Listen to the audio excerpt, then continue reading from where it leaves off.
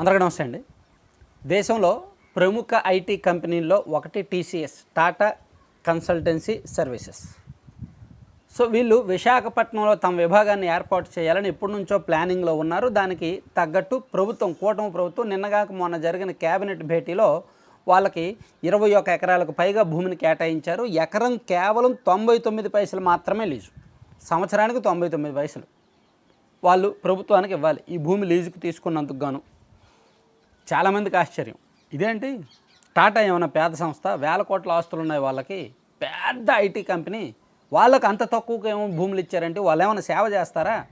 ఇక్కడ విభాగం పెట్టుకొని వాళ్ళు వ్యాపారమే కదా చేస్తారు, వాళ్ళు ప్రాజెక్టులే కదా తెచ్చుకొని వాళ్ళు లాభపడతారు కదా, అంత తక్కువగా ఎందుకు భూములు ఇవ్వాలి?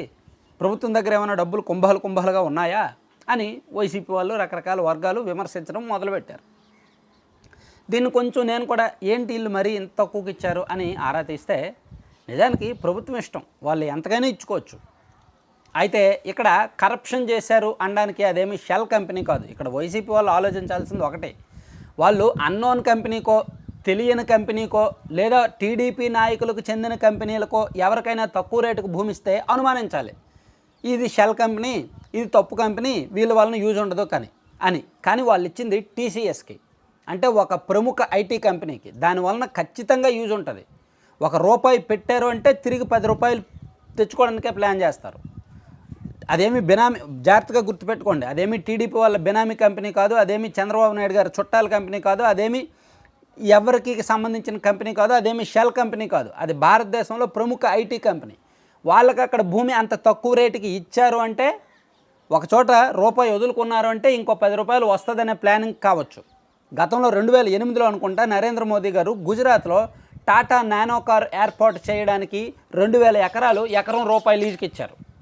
2008లో టాటా మోటార్స్కి నానో కారు తయారీకి సంబంధించి వాళ్ళు వెస్ట్ బెంగాల్లో ఏర్పాటు చేద్దాం అనుకుంటే వెస్ట్ బెంగాల్లో 2000 ఎకరాల భూమి లేదు. ఉన్నప్పటికీ అక్కడ స్థానికంగా కొన్ని గొడవల కారణంగా ఇవ్వలేదు.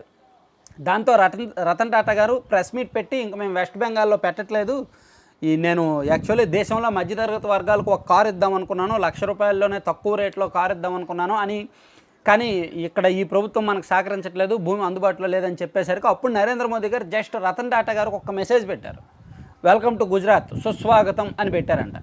సో అప్పుడు రతన్ టాటా గారు గుజరాత్ ముఖ్యమంత్రిగా ఉన్న నరేంద్ర మోదీ గారి దగ్గరకు వెళ్ళి మాట్లాడితే 2000 ఎకరాలు ఎకరం ₹1 లీజుకి ఇచ్చారంట అప్పట్లో.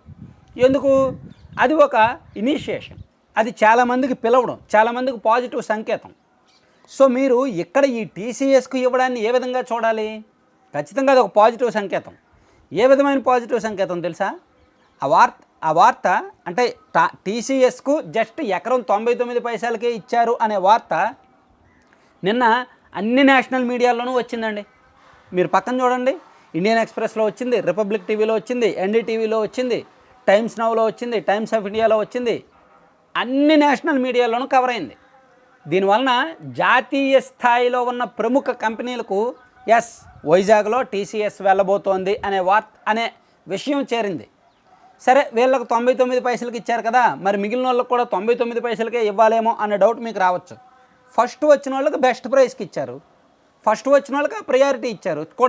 చూడండి కొన్ని కొత్తగా ఒక షాపింగ్ మాల్ ఓపెన్ చేస్తారు, మొదటి గంట కొనుగోళ్ళకి 50% ఫ్రీ అని ఆఫర్ పెడతారు, అది వాళ్ళు ఇచ్చిన ఆఫరు. అలాగే ప్రభుత్వం టీసీఎస్కి ఇచ్చిన ఆఫర్ అది. మీరు ఫస్ట్ వచ్చారు మా వైజాగ్కి కాబట్టి మీకు అది అంత, మీరు ఒక పెద్ద కంపెనీ, మీరు ఫస్ట్ వచ్చారు, 12,000 మందికి ఉద్యోగాలు అన్నారు కాబట్టి మీకు ఇస్తున్నాం.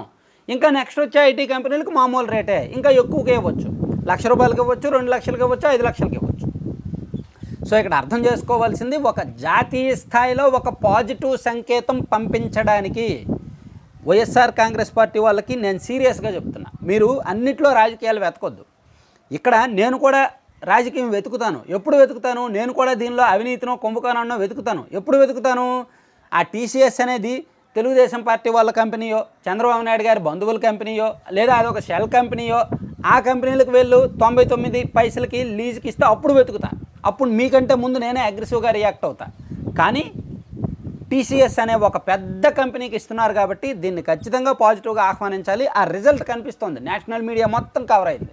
దాంతో ఇతర కంపెనీలు, ఇతర ఐటీ కంపెనీలు దృష్టిలో పడింది. టీసీఎస్ వైజాగ్కి వెళ్ళింది, అక్కడ 12,000 మందికి ఉద్యోగాలు ఇస్తోంది. అంటే వైజాగ్ అనేది ఒక ఐటీ భూమిగా రాబోతోంది, టీసీఎస్ లాంటి పెద్ద కంపెనీ వెళ్ళిందనేది ఒక టాక్ స్ప్రెడ్ అవుద్ది. ఆ కార్పొరేట్ వర్గాల్లో, ఆ ఐటీ వర్గాల్లో ఒక టాక్ స్ప్రెడ్ అవుద్ది. దానివలన ఇంకా ప్రముఖ కంపెనీలు 4-5 కంపెనీలు ప్రభుత్వాన్ని సంప్రదించవచ్చు, ఇంకా వచ్చే అవకాశం ఉంది. సో ఇది చాలా వ్యాలిడ్ పాయింట్ తెలుసా. సో దీనిలో నెగిటివ్ వెతకడం అనవసరం, అన్నిట్లో నెగిటివ్ వెతకూడదు. దేనిలో వెతకాలో దానిలో వెతకాలి. Thank you.